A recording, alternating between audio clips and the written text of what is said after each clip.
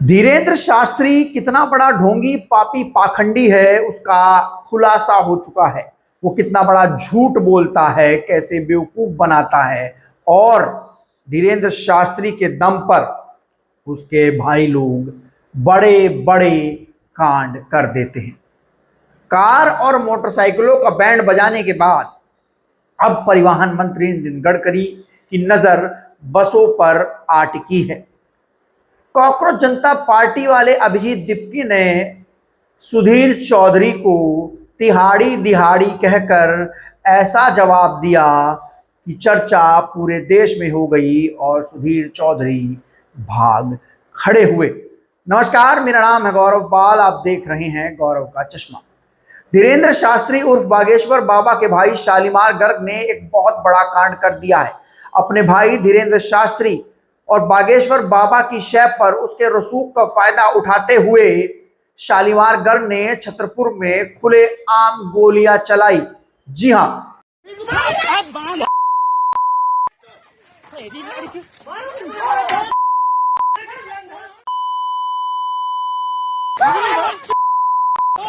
एक किसान परिवार की जमीन पर कब्जा करने गए धीरेन्द्र शास्त्री के भाई शालीमार गर्ग ने खुल्लम खुल्ला गोली चला दी और किसान परिवार को गोली मार दी। आपको बता दें, पूरा मामला छतरपुर का है, जहां पर शालीमार गर्ग एक कुशवाहा परिवार की जमीन पर कब्जा करने गए थे। शालीमार गर्ग को वो लोग भूमाफिया कह रहे हैं और कह रहे हैं कि शालीमार गर्ग जो है वो भूमाफिया है और वो इसी तरीके से जमीनें कब्जाया करता है। बाहर चलो ना।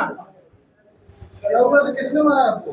भाई के भाई ने सालग्राम का रखना है। तो लड़ाई हुई थी? थोड़ी एक जने की जमीन छुड़ा रहे हैं लोग, उसके साथ गए हैं हम। आपको गोली कहाँ लगी? कहाँ पर लगी? यहाँ पर लगी, कान में लगी थोड़ी। यहाँ पर किसने मारी है गोली? सालग्राम में। शालीग्राम का कौन है? धीरेन्द्र महाज का पूरा भतीजा। मामला क्या था? पूरा जमीन का मामला? जमीन छुड़ा रहे हैं हमारे गांव के लोग। किसकी जमीन है? मोतीलाल कुशवाहा है मेरा नाम। आपने क्यों मारी है गोली उनने? तो साथ में क्यों गए थे बोले उसके साथ। अच्छा, ये कब मारी थी उनने गोली? आज दोपहर में 1 बजे। कितने लोग आए थे? वो 4-5 लोग आए थे। काय पे आए थे? पहले गाड़ी से आए थे। क्या बोल रहे थे वो आपसे मारते समय?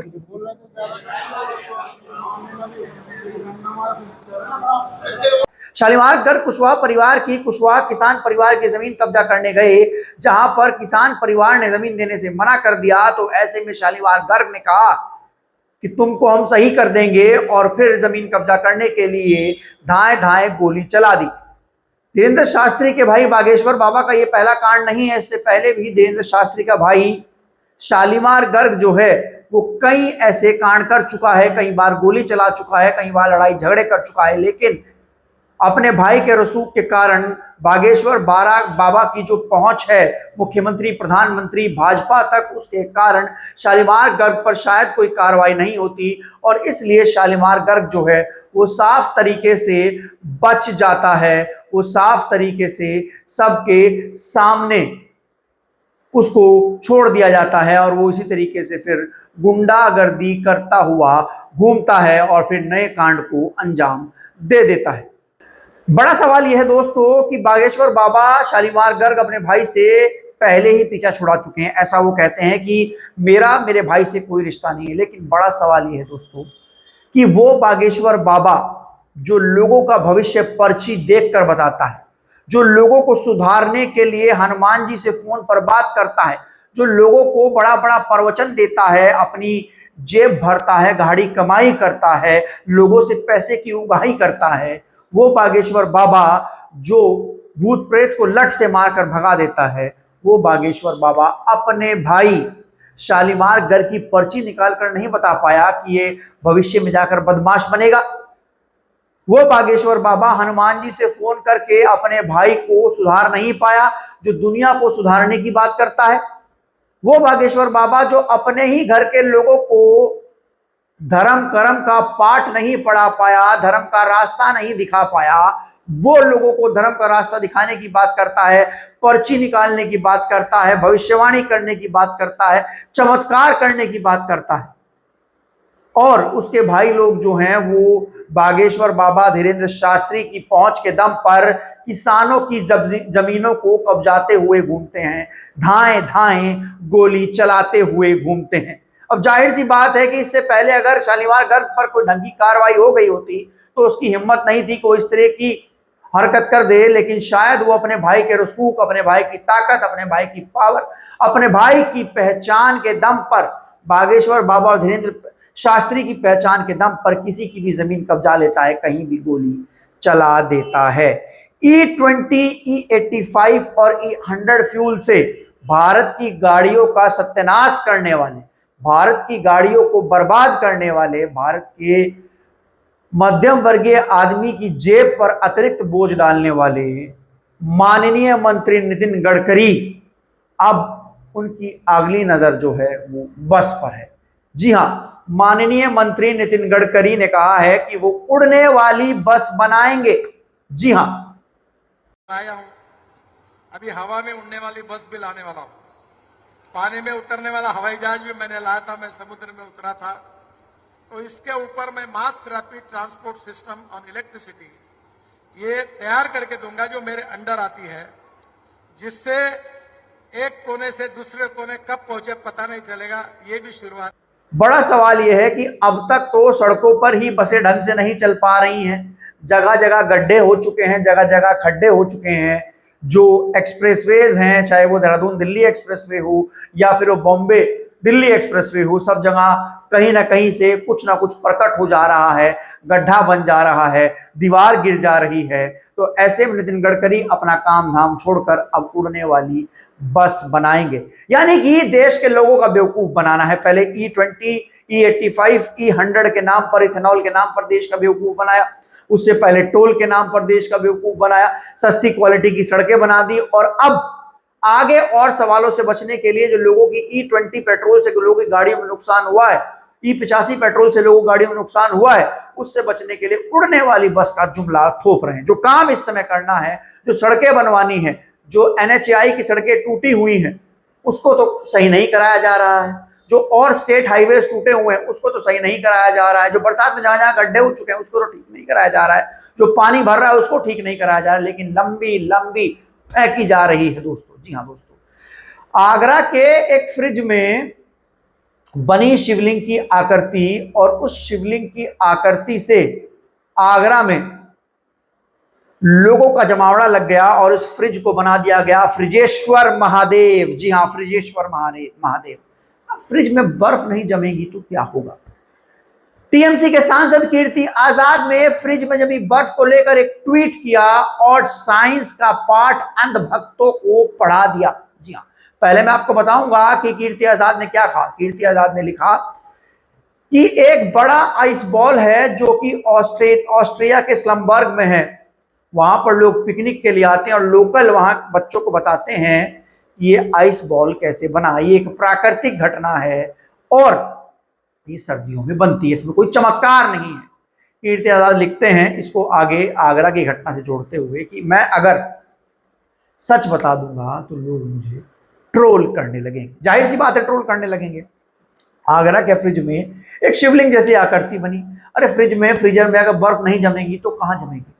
जब फ्रीजर से ऊपर से बर्फ का पानी टपकता है तो वो उस तरीके से बन जाता है, वह नीचे गिरता है तो वो उस तरीके से बन जाता है कि वो एक पहाड़ जैसी आकृति हो, जिसको ये लोग शिवलिंग बताने लगते हैं। अब आगरा में उस फ्रिज में शिवलिंग निकला, जिसके बाद लोगों ने वहां पर पूजा अर्चना करनी शुरू कर दी, चढ़ावा चढ़ाना शुरू कर दिया, और कुछ आंटी लोग तो इस तरीके से वहां पर प्रार्थना कर रही, इस तरीके से आरती कर रही कि जैसे उस शिवलिंग के गले में नाग को बुलाकर ही मानेंगी।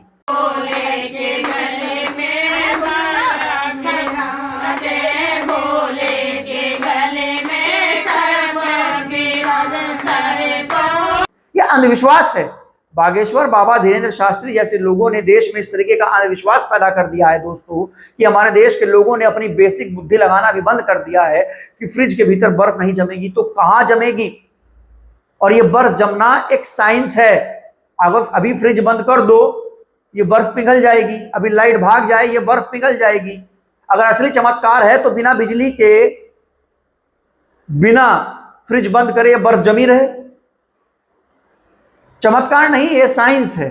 ये एक नॉर्मल सी छोटी सी एक घटना है जिससे हमारे देश के लोग बेवकूफ बन चुके हैं और उसकी पूजा अर्चना करने में लगे हुए हैं।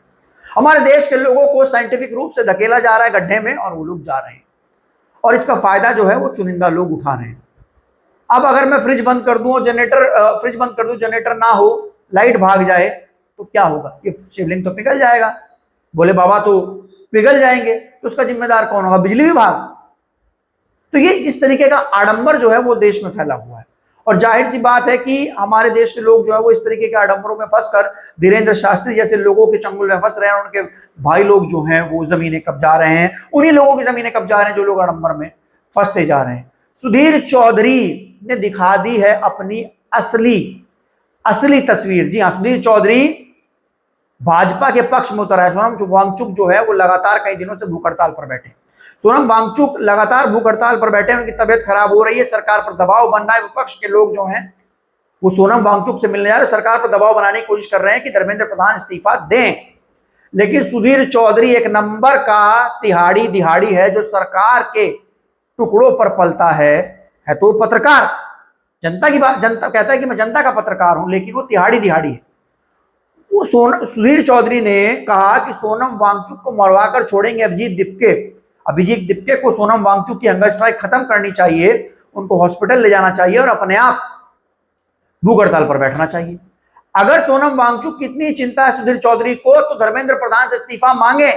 इस देश के हित में पेपर लीक माफिया शिक्षा मंत्री धर्मेंद्र प्रधान से इस्तीफा मांगते हुए कहें कि आपकी वजह से 18 बच्चों ने आत्महत्या की है पेपर लीक की वजह से। अगर अब भी आप नहीं मानेंगे, अब भी आप नहीं सुनेंगे धर्मेंद्र प्रधान जी, तो सोनम वांगचुक की मौत भी हो जाएगी और एक इतने बड़े साइंटिस्ट को हम लोग खो नहीं सकते। तो आप इस्तीफा दीजिए, आपकी जिम्मेदारी बनती है। लेकिन सुधीर चौधरी ने इसका पूरा ठीक रहा, सीजेपी के फाउंडर अभिजीत दिप्के पर फोड़ दिया। अभिजीत दिप्के ने भी इस जवाब देते हुए लिखा सुधीर चौधरी को कि भैया, जिस तरीके सरकार कंट्रोल सब होते हैं, लेकिन जिस तरीके तुम सरकार से कंट्रोल हो रहे हो तिवारी जी, ऐसे कोई नहीं होता। सरकार के ऊपर दबाव बन रहा है सोनम वांगचुक को लेकर। अगर सोनम वांगचुक को कुछ हो जाता है तो धर्मेंद्र प्रधान की को दिक्कत हो जाएगी, सरकार को दिक्कत हो जाएगी, विपक्ष जीना आराम कर देगा, देश जीना आराम कर देगा। तो ऐसे में सुधीर चौधरी इसका पूरा ठीकरा पहले से ही, अगर सोनम वांगचुक को कुछ होता है तो उसके लिए मोदी सरकार जिम्मेदार नहीं है, उसके लिए धर्मेंद्र प्रधान जिम्मेदार नहीं है, पेपर लीक के लिए धर्मेंद्र प्रधान जिम्मेदार नहीं है, उसके लिए अभिजीत दिप्के जिम्मेदार है। उसका पूरा ठीकरा जो है वो तिहाड़ी जो है वो सरकार से दिहाड़ी लेकर अभिजीत दिप्के पर थोप रहा है। और यही करारा जवाब जो है वो अभिजीत दिप्के ने इनको दिया है। तो ये खबरें आपको कैसी लगी हमें लिखकर जरूर बताइएगा। तब तक के लिए चलते हैं, धन्यवाद, नमस्कार।